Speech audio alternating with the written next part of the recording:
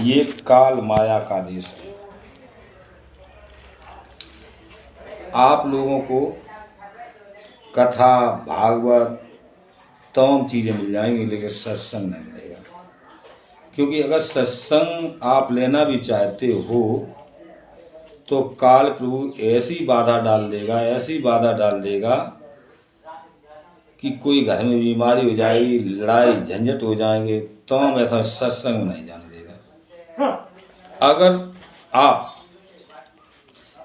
इनकी तरफ न देख करके और आप चल पड़ो तो मैं कहता हूँ, सत्य बताता हूँ, आपका कोई नुकसान होने वाला नहीं है। क्योंकि सत्य में कभी आँच लगती नहीं है। सत्य की नाव हिले डुलेगी जरूर, मैं वादा करता हूँ कभी डूबने वाली नहीं है। तो सत्य आखिर में है क्या?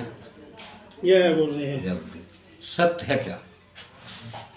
जो देखो सो काल पसारा, जो बिन से सो काल आहारा। ए प्रेमियों, संसार में जो चीज दिखाई दे रही है, दिखाई दे, सब नाशवान है। जब नाशवान है इसलिए इसका नाम लिख दिया है मृत्यु लोक। आपको दिखाई दे रही है जीवित है, लेकिन ये सारी चीजें मरी पड़ी हैं, क्योंकि एक दिन सब खत्म हो जाएंगे। लेकिन फिर सत्य है क्या? सत्य वो मालिक सत्य, और उसके हमारे आपके शरीर के अंदर जो जीव आत्मा बैठी हुई है वो सत्य है। ना वो कभी मरती है, न कभी जन्म लेती है, वो सत्य है। और सब असत्य। इस शरीर को हम आप खूब मानते हैं, होते हैं, लेकिन एक दिन साथ छोड़ जाता है। तो कहा है लोगों ने, खूब खबैयो घी और रबड़ी, से लाए बोए रगड़ैयो, ये तन माटी में मिल जाएगा तुम देखते रहियो, ये तन माटी में मिल जाएगा तुम देखते रहियो। लोग इस शरीर को खूब धोते मानते हैं, सावन लगाते हैं, तेल लगाते हैं और बढ़िया कपड़ा पहनते हैं, सज बज के आ जाते हैं, चलते हैं, ये कहते हैं मैं बहुत अच्छा लगता हूँ। लेकिन एक दिन ऐसा होगा, ये सारी चीज़ खत्म हो जाएगी। और सत्य का भेद मिलता कहाँ? सत्य का भेद सच्चे सतगुरु बताते हैं। सच्चे सतगुरु कहते हैं, बच्चा ये देश तुम्हारा नहीं है, ये क्या है? परदेश। ये परदेश है। जिस तरीके से हम इस किराए के मकान में रह रहा हूँ, इसका किराया ना दें तो वो हमें निकाल करके बाहर कर देंगे, भाड़ा दीजिए। ठीक उसी प्रकार से ये मानव शरीर एक भाड़े का शरीर है, एक मकान है, इसमें जीवात्मा बंद है और इसका भी भाड़ा देने पड़ेगा। हम आप अच्छा बुरा करते हैं, उसका जब जाओगे तो उसका भाड़ा देने पड़ेगा, एक एक चीज़ का लेखा जोखा होगा। और हम यही नहीं समझ पाते हैं कि हम अच्छा कर रहे हैं, बुरा कर रहे हैं, सब अपनी मौज मर्जी से कार्य करते हैं। लेकिन सच अच्छा बुरा कौन बताता है? संत सतगुरु। और जब हम बहुत दिन हो गए यहाँ आए हुए, लेकिन हमने ये नहीं समझा मैं किस लिए यहाँ आया हूँ और मेरा उद्देश्य असली क्या है और हमें क्या करना चाहिए। तब संत सतगुरु ने बताया कि बच्चा मौज मस्ती मत रहो, बीवी बच्चे ये आपने पैदा किए हैं, ये तुम्हारे नहीं हैं,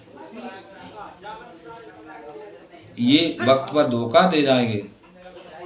लिखा है कबीरदास, तात युवती सखा कहो काल की चोट में कौन है तेरा, ये सब स्वार्थी हैं परमार्थी नहीं, तास बीस क्या डेरा, कहें कबीर निज नाम को सुमिर ले, बहु न होए संसार में डेरा। अब निज नाम का है, निज नाम हमें मालूम नहीं निज नाम क्या है। तो निज नाम तो गुरु महाराज बताते हैं कि जब मैं गर्म बांस में उल्टा लटका हुआ था, उल्टा, और कितने महीने, 9 महीने तक, और नथनों पर बदबू जा रही थी, गंदगी जा रही थी, तब तुम क्या पकड़े थे? उस नाम को, उस नाम को। तो हमारे आप जो नाम को पकड़े हुए थे, तो हम आपको कोई दिक्कत नहीं हो रही थी, कोई दिक्कत, बड़े आराम से हम वहाँ रह रहे थे, और न बदबू लग रही थी, क्योंकि हम नाम को पकड़े थे, और उस नाम में ताकत है, उस नाम ताकत है, और नहीं दिक्कत। 9 महीने तक लटका रहा मैं। अगर किसी मनुष्य को, पहलवान हो, 1 घंटे के लिए उल्टा लटका दिया जाए तो उनकी आंखों में खून उतरने लगेगा। उससे कहो कि फलानी जगह अंगूठा लगा दो, मैं पूरी इजाज़त दे दूंगा, तो तैयार हो जाएगा देने के लिए। लेकिन उस समय हम 9 महीने लटके, तो हमें कोई दिक्कत नहीं हो रही थी। क्यों नहीं हो रही थी? नाम का आधार पकड़े थे, नाम का आधार। और संतों ने इस साधना को बहुत सरल कर दिया, बहुत सरल। कलयुग केवल नाम आधारा, और सुमिर सुमेर नर उतरऊं पारा। कि नाम सुमिर, कि कलयुग में नाम का आधार ले लिए। केवल तो न तपस्या कर सकते आप, कुछ नहीं कर सकते। केवल संध्या सवेरे गुरु महाराज बताते हैं 1 घंटा सुबह, 1 घंटा शाम प्रभु का भजन करो और तुम बेड़ा पार हो जाएगा। लेकिन हमने वादा किया, जो उल्टा लटका था, तो वादा क्या किया था? दीन दयाल बिरद संवारी, हरो नाथ मम संकट वारी। जब मैं उल्टा लटका हुआ था, तब मैंने गिड़गिड़ा कर प्रभु से विनती की थी, हे मालिक, इस नरक से हमें निकाल दीजिए, मुझ पे ज़्यादा कष्ट है, दया करो। जब दया करने में थोड़ी देर हुई, तब मैं गिड़गिड़ाने लगा माँ के गर्भ में, और कहा, अब प्रभु कृपा करो यही बाती, और सब तज भजन करो दिन राती। मैं उस मालिक के सामने वादा करके आया हूँ कि हे मालिक, हमें इस दुख के, कष्ट के, कलेश थे, हमें निकाल दीजिए। मैं संसार में जाकर तेरे भजन के अलावा मैं कुछ नहीं करूँगा। ये वादा किया, और हमने वादा आराम ही कर दिया। हम तो संसार के तमाम काम करने लगे, प्रभु को भूल गया।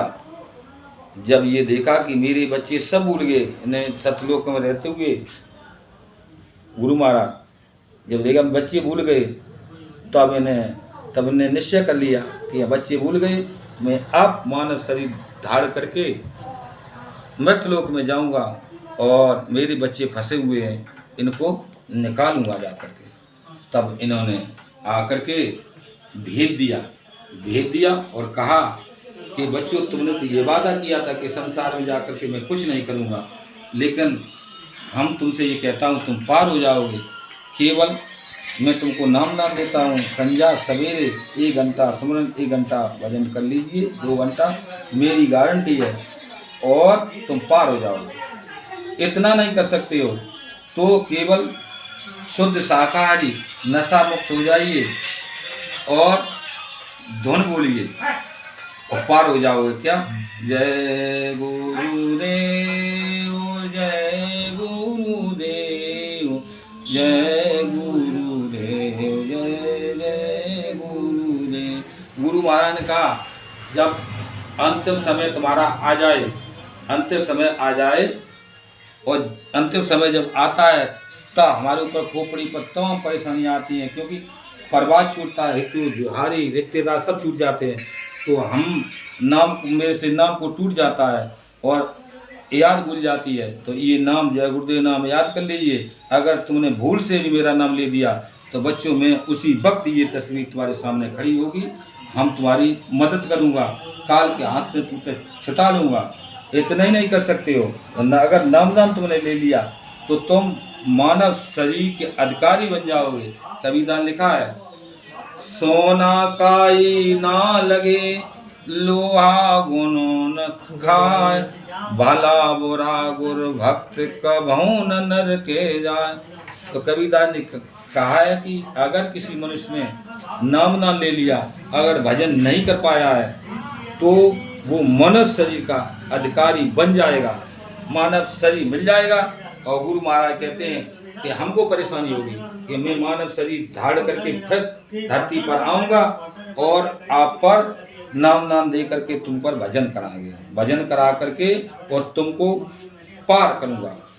और कहते हैं हम कहाँ से आया हूँ मैं बादेश से जहाँ तुम्हारा दाम, निज घर पहुँचाना एक हमारा काम।